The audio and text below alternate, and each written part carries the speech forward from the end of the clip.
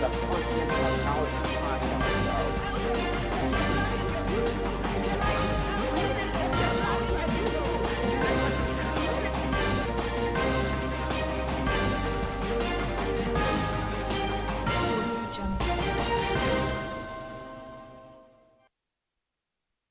Good morning, this is TOS Television, your digital first Pan-African news network. I am Merciful Ajinamo, and this is TOS News Update.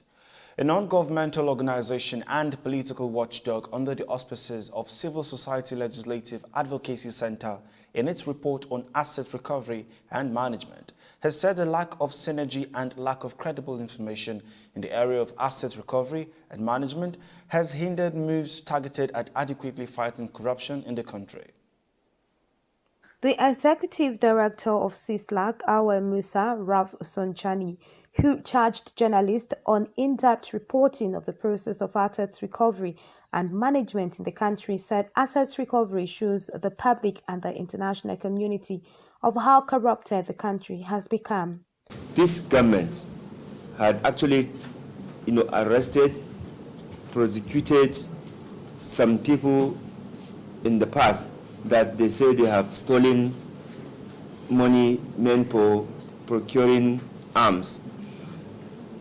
Some of them, as we enter 2019 election, they were forgiven and even given senatorial seats. Some of them were given all sorts of, position. So this is why it's very, very confusing when they say they are fighting corruption. According to AWAL, international financial intelligence report shows that at least $18 billion is lost abroad every year of tax collection, money laundering, and snatching of illegal proceeds out of the country. We have a stake in our country. We must at all times raise these issues and demand accountability on the use or management of our recovered assets. CISLAC further recommended the inclusion of civil society in asset recovery process, especially in the process of monitoring and management of recovered assets. Rose Audu, reporting for TOS News, Abuja. The Northern Elders Forum has noted with concern the increasing rate of insecurity challenges which has been ravaging the country in the past few months. In a statement released by the group entitled A Defining Moment for Nigeria, the group blamed the nation's many challenges on its quality of leaders. The statement, which was signed by the group's Director of Publicity and Advocacy, Hakim Baba Ahmed, also alleged that many groups and persons who have public standing, political adventurers and upstarts now believe that it is open season to intensify attacks on the foundations of the nation's coexistence through acts that provoke, frighten or otherwise cast doubt over the capacities of those who have sworn to protect the nation and its citizens. The group added that although there is a long way to go before the 2023 general elections, Nigeria's democratic processes must not be made the hostage to dangerous and short-sighted politicians who think weakening the country is their best guarantee for achieving their goals.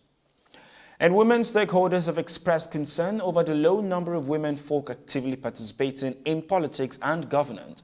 In an event to mark the 65th session of the Commission on the Status of Women, organized by the United Nations, UN women stakeholders drawn from various sectors, including the government and civil society, stressed on the need to groom younger women to ensure that the next generation of women are aware of their rights and as well increase women's participation in the activities of politics. They also unveiled plans to begin providing technical and financial support to women who have interest in vying for political positions.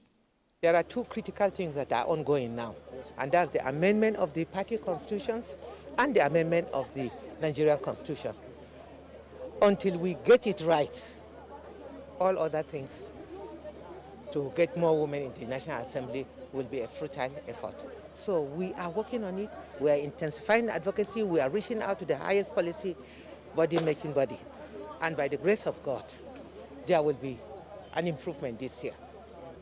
We will not rest on us until we get it right. The constitution review is on.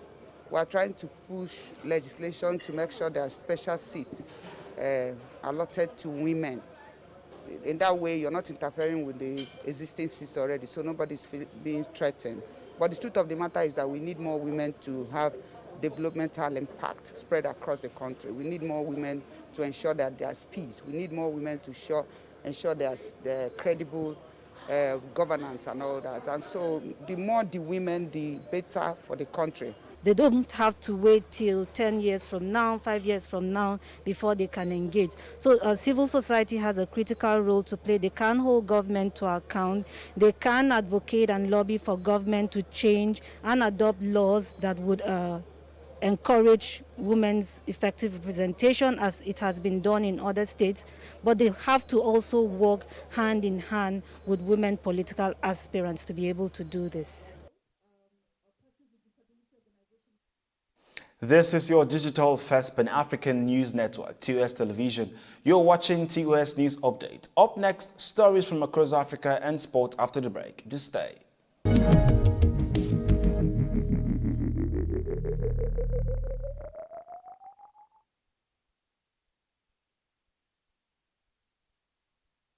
You're welcome back. On the foreign scene, Moroccan mining company Managem has signed a partnership with the One Bao Mining Group for the development of gold extraction project in Sudan.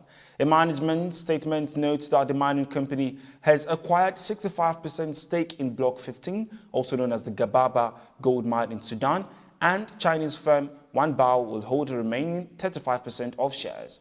Managem will also hold, in addition, 35% stake in 6 exploration blocks currently owned by One Bao Mining.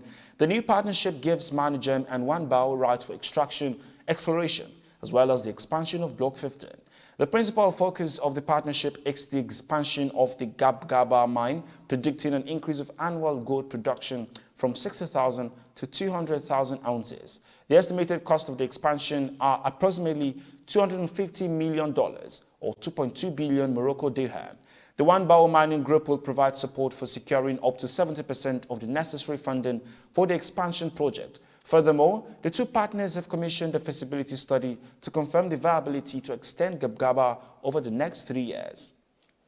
And now to sport, the Edo State government has assured residents that the Edo 2020 National Sports Festival will not disrupt the academic calendar of primary and secondary schools in the state in any way. Osadon Oge, who is the secretary to the state government, gave the assurance in a statement on Monday. He urged residents to disregard information that was being circulated that the academic activities in the schools had been adjusted on account of the sports festival. The activities of the festival do not in any way affect the school calendar. Management of schools, both public and private, parent and pupils are to adhere to the calendar earlier released, upon which they have been conducting the activities, and disregard any contrary information, the SSG said. He added that primary and secondary schools are to go on the Easter break on Friday, April 2nd, and resume on Tuesday, April 6th. 3 Nigerian players based in France have missed training at the gym in Lagos ahead of the Africa Cup of Nations qualifiers games against Lesotho and Benin Republic on March 27 and 30th. This is according to the Super Eagles coach, Gernot Rohr, who briefed journalists while the players had a light training session on Monday in preparation for the matches. He revealed that the affected players in Europe would be absent following the COVID-19 restriction imposed by the French government. A third of France's population was under a new partial lockdown Saturday to stop the spread of COVID-19, as some European countries resumed AstraZeneca vaccinations following an all-clear from EU regulators and the WHO. The pandemic is still speeding up worldwide, with the number of new global coronavirus infections rising by 14% over the last week compared to the previous week. Rohr explained that although he expects more players, he would replace the absentees with local players from Eyimba. And Jose Mourinho said Tottenham's dressing room is divided by selfish players and agents who have their own relationships with the press. Mourinho was speaking after a vital win in the chase for a top-4 Premier League finish. Spurs responded to an embarrassing Europa League exit at the hands of Dynamo Zagreb with a 2-0 victory at Aston Villa on Sunday, courtesy of goals from Carlos Vinicius and Harry Kane.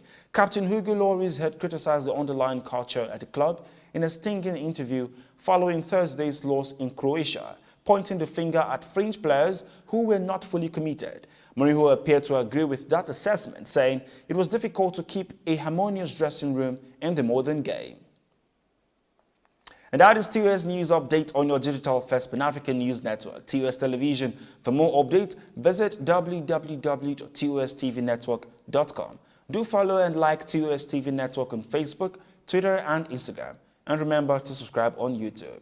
Stay with us and enjoy more programs on TUS TV Network. I am Merciful Ajinomo. Thanks for watching.